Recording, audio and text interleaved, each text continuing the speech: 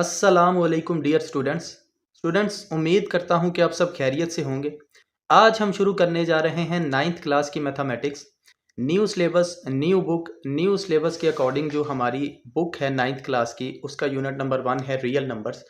Unit number 1 real numbers की exercise 1.1 को आज हम लोग सोल्व करेंगे। एक्सरसाइज 1.1 का क्वेश्चन नंबर 1 है हमारे पास, identify each of the following as a rational और इररेशनल नंबर्स।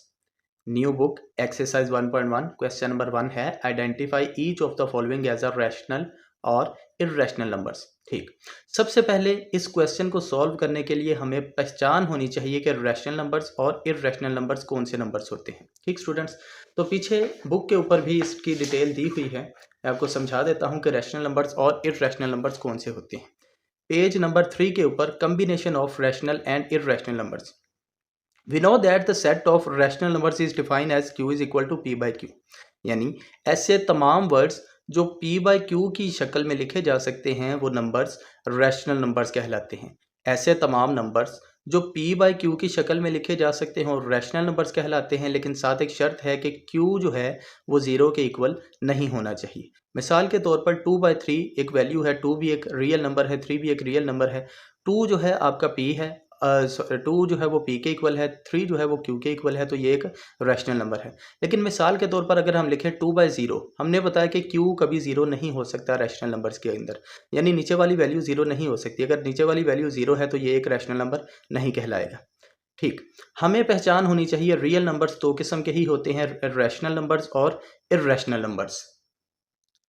अब रैशनल नंबर्स और इररेशनल नंबर्स में डिफरेंस क्या है, ये बड़ी तवज्जो के साथ समझने वाली चीज़ है। रैशनल नंबर्स ऐसे नंबर्स होते हैं जो p बाई क्यू की शक्ल में लिखे गए होते हैं। हमारा क्वेश्चन नंबर 1.1 का क्वेश्चन नंबर 1 जो है वो इसी सारे मेथड को सॉल्व मद्देनज़र रखते हुए हमारा क्वेश्चन सॉल्व होगा। रियल नंबर्स की पहचान ये है कि वो टर्मिनेटिंग डेसिमल नंबर्स होते हैं। अब हमें पता होना चाहिए टर्मिनेटिंग डेसिमल नंबर कौन से नंबर होते हैं, तो मैं आपको बता देता हूँ, एग्जाम्पल्स के ज़रिए क्वेश्चन सॉल्व करके बताता हूँ कि टर्मिनेटिंग डेसिमल नंबर्स कौन से नंबर होते हैं। तो स्टूडेंट्स, हम बात कर रहे हैं टर्मिनेटिंग डेसिमल नंबर्स की। डेसिमल नंबर्स आपको पता है पॉइंट की शक्ल में हमेशा होते हैं। पॉइंट के बाद कोई वैल्यूज़ होती हैं तो वो आपकी ये फॉर्म जो है वो डेसिमल कहलाती है। और जब आपकी कोई भी फॉर्म इस तरीके की बनी होती है, यानी बटे की शक्ल में, ओवर की शक्ल में लिखी होती है, तो ये आपकी रैशनल फॉर्म कहलाती है। अब रैशनल फॉर्म से जब डेसिमल नंबर्स के अंदर आपने कोई भी वैल्यू चेंज करनी है तो डेसिमल के बाद आपका क्वेश्चन मुकम्मल तौर पर सॉल्व हो जाए, आंसर निकल आए और मज़ीद चलता ना जाए, ऐसे नंबर को टर्मिनेटिंग डेसिमल नंबर कहलाता है। ऐसा नंबर आपके पास टर्मिनेटिंग डेसिमल नंबर कहलाता है। मिसाल के तौर पर आपके पास क्वेश्चन है 1/4। जब आप इसका सोल्यूशन निकालते हो स्टूडेंट्स, आपको पता है कि ऊपर वाली वैल्यू हमेशा अंदर आएगी डिवीजन मेथड के अंदर और नीचे वाली वैल्यू हमेशा बाहर आएगी। अब हमने देखना होता है कि अंदर वाली जो वैल्यू है वो बाहर वाली वैल्यू से छोटी है या बड़ी है, क्योंकि बाहर वाली वैल्यू ने जो है अंदर वाली वैल्यू के साथ डिवाइड होना होता है। तो बाहर वाली वैल्यू अगर अंदर वाली वैल्यू से बड़ी हो जाए तो हम स्टार्ट पे ही ज़ीरो पॉइंट लगा के अंदर वाली वैल्यू को बड़ा करते हैं, पॉइंट का ज़ीरो, ताकि हमारा क्वेश्चन जो है वो सॉल्व हो सके। सो 4 का टेबल पढ़ना है कि 10 आए या 10 से कोई छोटी वैल्यू आए, क्योंकि बड़ी वैल्यू हम नहीं ले सकते। 4 2s आर 8। अब 10 में से 8 माइनस किए तो आपके पास आता है 2। पॉइंट ऑलरेडी लगा हुआ है, बार बार पॉइंट लगाने की ज़रूरत नहीं, पॉइंट लगा हुआ है, पॉइंट का फिर से आ जाएगा नीचे 0। 4 5s आर 20। तो बेटा ये क्वेश्चन आपके पास जो है वो सोल्व हो गया है। आंसर आपके पास आया है 0.25। मैंने बताया टर्मिनेटिंग डेसिमल की पहचान ये है कि वो पॉइंट के बाद मुकम्मल सोल्व हो जाता है, बार बार रिपीट नहीं होता और ना चलता जाता है। ऐसा नंबर जो है आपके पास पॉइंट भी आ गया और पॉइंट के बाद वो क्वेश्चन सोल्व भी हो गया है, ऐसा नंबर टर्मिनेटिंग डेसिमल नंबर कहलाता है। ठीक, इसकी दूसरी एक एग्जांपल है आपके पास 8/3। इसको भी समझ लीजिए मज़ीद बेहतरीन के साथ समझने के लिए। नीचे वाली वैल्यू बाहर, ऊपर वाली वैल्यू अंदर। फिर से अंदर वाली वैल्यू छोटी है, हम 0 पॉइंट लेंगे, पॉइंट का लगेगा 0। अब 8 का टेबल पढ़ना है कि 30 है। 8 के टेबल में 30 नहीं आता, लेकिन 30 से कोई छोटी वैल्यू हम लोग ले सकते हैं। 8 4 32 हो जाता है। 32 30 से बड़ी वैल्यू होती है, हम बड़ी वैल्यू नहीं ले सकते, तो हम लेंगे 8 3 24। अब 30 में से 24 माइनस किए तो आपके पास आंसर बचता है 6। पॉइंट लगा हुआ है, पॉइंट का हम लोग लगाएंगे नीचे 0। अब 8 का टेबल पढ़ना है कि हमारा 60 आए या 60 से छोटा वर्ड आए। तो 8 के टेबल में 8 7 जार 56 होता है, हम 7 लगा के 56 लेंगे। 60 में से 56 माइनस किए तो आपके पास आंसर बचता है 4। पॉइंट लगा हुआ है, पॉइंट का हम लोग लगाएंगे 0। 8 5 जार 40। अब ये आपके पास आंसर आया है 0.375। एक हद तक गया, लेकिन वो भी इन दी एंड जाके लास्ट पे सॉल्व हो गया। तो मैंने बताया कि वो क्वेश्चंस जो रैशनल फॉर्म से डेसिमल फॉर्म में चेंज होते हैं, पॉइंट के बाद वैल्यूज आती हैं लेकिन वो इन दी एंड ख़त्म हो जाते हैं, वो आपके पास टर्मिनेटिंग डेसिमल नंबर कहलाता है। तो बेटा हमने देख लिया कि रैशनल नंबर्स के अंदर टर्मिनेटिंग डेसिमल नंबर्स कौन से होते हैं। दूसरी पहचान है रैशनल नंबर्स की आपके पास कि वो नॉन टर्मिनेटिंग होते हैं और रिकरिंग डेसिमल नंबर्स होते हैं। तो हम इस पॉइंट्स को भी समझ लेते हैं कि नॉन टर्मिनेटिंग कौन से नंबर होते हैं और रिकरिंग डेसिमल नंबर्स कौन से नंबर होते हैं। आप लोग क्वेश्चन को समझिए कि नॉन टर्मिनेटिंग और रिकरिंग डेसिमल नंबर्स कौन से नंबर होते हैं। नॉन टर्मिनेटिंग ऐसे नंबर होते हैं जो कभी सॉल्व नहीं होते, पॉइंट के बाद आपकी वैल्यू सॉल्व नहीं होती, वो चलती जाती है और कभी भी सॉल्व नहीं होती। ऐसे values non terminating decimal numbers कहलाते हैं। और रिकरिंग डेसिमल नंबर्स ऐसे नंबर्स होते हैं जो पॉइंट के बाद सॉल्व तो नहीं होते, वो भी चलते जाते हैं, लेकिन पॉइंट के बाद वाली वैल्यूज़ जो हैं वो रिपीट होती जाती हैं। ऐसी वैल्यूज़ रिकरिंग डेसिमल नंबर्स कहलाती हैं। मिसाल के तौर पर आपके पास क्वेश्चन है 22/7। एक मिसाल है, आपके पास क्वेश्चन हो 22/7। आप इसका सोल्यूशन किस तरीके से निकालते हैं कि ऊपर वाली वैल्यू अंदर, नीचे वाली वैल्यू बाहर। 7 3 जार 21। 22 में से 21 सब्ट्रैक्ट किए तो आपके पास आंसर बचता है 1। अब 1 वैल्यू छोटी हो गई, हम लेंगे पॉइंट का 0। 7 1 जार 7। अब 10 में से 7 सब्ट्रैक्ट किए तो 3, पॉइंट लगा हुआ है 0। 7 4 जार 28। 30 में से 28 माइनस किए तो आंसर बचता है 2, पॉइंट लगा हुआ है 0। 7 2 जार 14। ये इसी तरीके से मिसाल है, आपके पास 22/7 की मिसाल दी हुई है। आप इसको जितना मर्जी सॉल्व करें, 3.1428571428, वो बेतरतीबी के साथ जो है वो चलता जाता है, कभी ख़त्म नहीं होता। तो ये आपका नंबर कहलाता है नॉन टर्मिनेटिंग डेसिमल नंबर। ऐसा नंबर जो सॉल्व भी नहीं होता और चलता जाता है, कभी ख़त्म नहीं होता, नॉन टर्मिनेटिंग डेसिमल नंबर कहलाता है। इसके बरक्स रिकरिंग डेसिमल नंबर कौन सा नंबर होता है? ऐसा नंबर जो ख़त्म तो नहीं होता, चलता जाता है, लेकिन वैल्यूज़ जो हैं पॉइंट के बाद रिपीट होती जाती हैं, रिकरिंग डेसिमल नंबर कहलाता है। मिसाल के तौर पर आपके पास है एग्जांपल 1/3 की, आपका 1 अंदर 3 बाहर, 0 पॉइंट की जगह पे आपका लगेगा 0। 3 3 जार 9। 10 में से 9 सब्ट्रैक्ट किए तो 1, पॉइंट लगा हुआ है 0। 3 3 jar 9 1 0।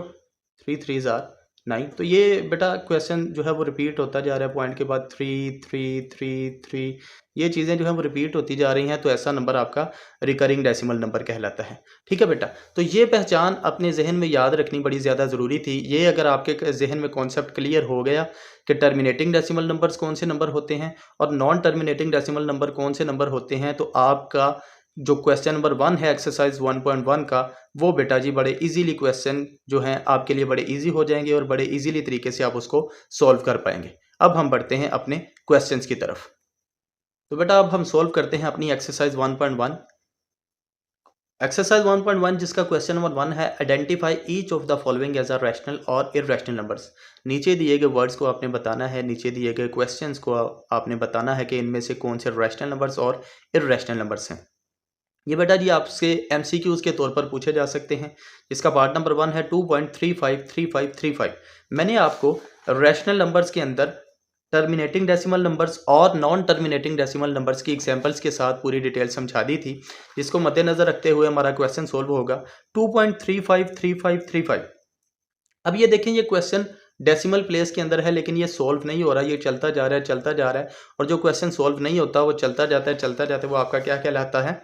Non terminating decimal number कहलाता है। एक तो चीज़ इसमें आ गई कि ये नॉन टर्मिनेटिंग डेसिमल नंबर है। एक चीज़ तो हो गई कि ये नॉन टर्मिनेटिंग है। उसके बाद आपने देखना है ये रिकरिंग डेसिमल नंबर्स हैं या नॉन रिकरिंग डेसिमल नंबर हैं। तो 353535 ये वैल्यूज़ भी रिपीट हो रही हैं। तो हमने पढ़ा था कि जब भी कोई वैल्यूज़ पॉइंट के बाद रिपीट होती हैं तो वो आपकी रिकरिंग डेसिमल नंबर कहलाती हैं। अब इसके अंदर दो चीज़ें हैं।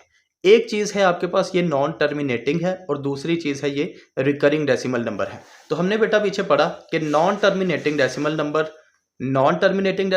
और रिकरिंग डेसिमल नंबर ये दोनों चीज़ें अगर किसी में पाई जाती हों तो वो आपका रैशनल नंबर कहलाता है। तो इससे हमें पता चला कि 2.353535 दरअसल क्या है, ये एक रैशनल नंबर है।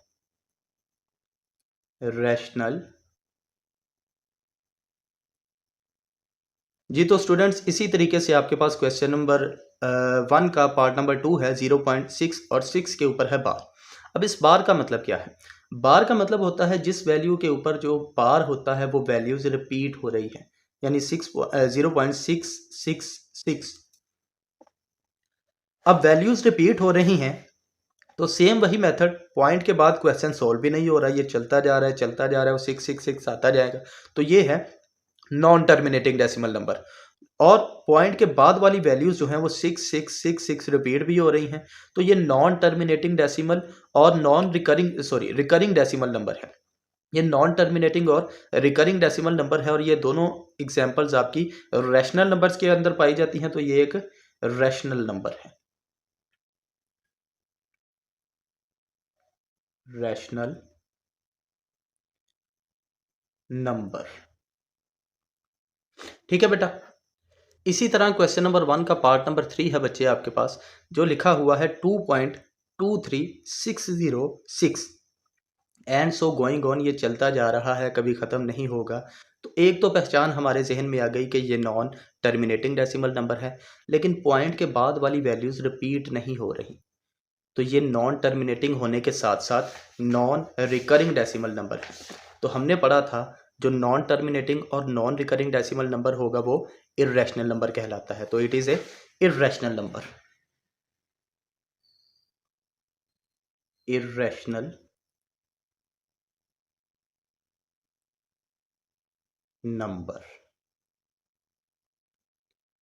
क्लियर बेटा? तो बेटा नेक्स्ट क्वेश्चन है आपके पास √7। √7 की जब आप वैल्यू निकालते हैं कैलकुलेटर से तो आपके पास आंसर में आता है 2.64575133। अब इसकी एग्जांपल्स देखिए कि पॉइंट के बाद वाली वैल्यूज जो हैं वो चलती जा रही हैं, ख़त्म नहीं हो रही। तो एक हमारे जहन में कॉन्सेप्ट आ गया कि ये नॉन टर्मिनेटिंग डेसिमल नंबर है, कि ये ख़त्म नहीं हो रहे, चलते जा रहे हैं। और दूसरा कॉन्सेप्ट ये है कि ये रिपीट भी नहीं हो रहे, ये सीक्वेंस के साथ नहीं है, ये रिपीट नहीं हो रहे। तो ये नंबर आपके नॉन रिकरिंग डेसिमल नंबर कहलाएंगे। तो जिनमें नॉन टर्मिनेटिंग और नॉन रिकरिंग डेसिमल नंबर्स पाए जाते हैं वो आपके इर्रेशनल नंबर्स कहलाते हैं। तो ये आपका इर्रेशनल नंबर कहलाएगा। क्लियर बेटा? जी स्टूडेंट्स, पार्ट नंबर 5 आपके पास दिया हुआ है खाली ई। मैथमेटिक्स के अंदर ई की वैल्यू आपने याद रखना है, आपकी बुक के ऊपर भी दी हुई है 2.71828182845904। और ये देखिए चलता जा रहा है, कभी ख़त्म नहीं हो रहा। तो इसको मद्देनज़र रखते हुए भी आपके जहन में बात आती है कि ये एक नॉन टर्मिनेटिंग डेसिमल नंबर है, क्योंकि ये ख़त्म नहीं हो रहा, चलता जा रहा है। और साथ ही साथ आपने पॉइंट के बाद वाली वैल्यूज़ देखनी है, रिपीट हो रही हैं या नहीं हो रही। तो ये रिपीट भी नहीं हो रही। तो ये नॉन टर्मिनेटिंग डेसिमल नंबर होने के साथ साथ नॉन रिकरिंग डेसिमल नंबर है। तो ये भी नंबर एक इर्रेशनल नंबर कहलाएगा। Irrational number. इसी तरह नेक्स्ट क्वेश्चन जो है आपके पास वो है पार्ट नंबर 6 आपके पास है पाई। अब पाई की वैल्यू आप सब जानते हैं कि हर जगह पे 22/7 होती है। ये तो है रैशनल फॉर्म के अंदर। और जब ये डेसिमल प्लेस के अंदर आती है, डेसिमल के अंदर पाई की वैल्यू जो है हमेशा होती है 3.141592653589। और ये देखें, ये भी जो है वो बेतरतीबी से चलती जा रही है, ये ख़त्म नहीं हो रही। तो ये भी एक नॉन टर्मिनेटिंग डेसिमल नंबर कहलाएगा। और उसके साथ साथ ये वैल्यूज़ रिपीट भी नहीं हो रही, तो ये एक नॉन रिकरिंग डेसिमल नंबर कहलाएगा। तो ये दोनों साइन जिस डेसिमल प्लेस के अंदर पाए जाते हैं वो आपका इर्रेशनल नंबर कहलाता है। तो ये भी एक इर्रेशनल नंबर है, इर्रेशनल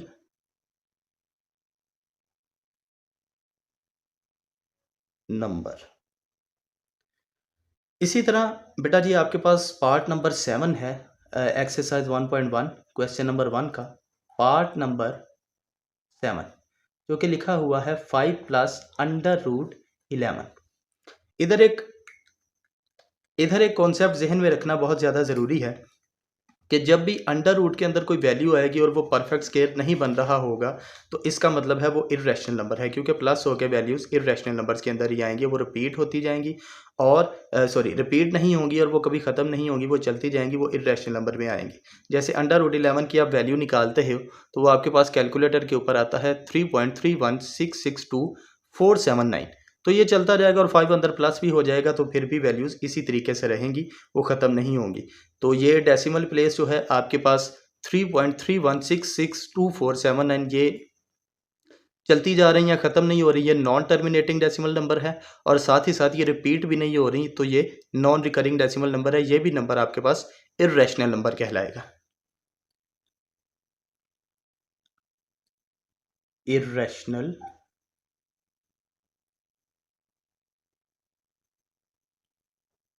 नंबर। ठीक है बेटा। इसी तरह आपके पास क्वेश्चन नंबर 8 है, क्वेश्चन नंबर 1 का पार्ट नंबर 8 है, under root 3 plus under root 13। जैसे मैंने बताया कि आप लोग अंडर रूट की वैल्यूज़ को देखेंगे, अगर वो परफेक्ट स्क्वायर नहीं बन रहा तो आप वहीं से समझ जाएं कि ये इर्रेशनल नंबर है।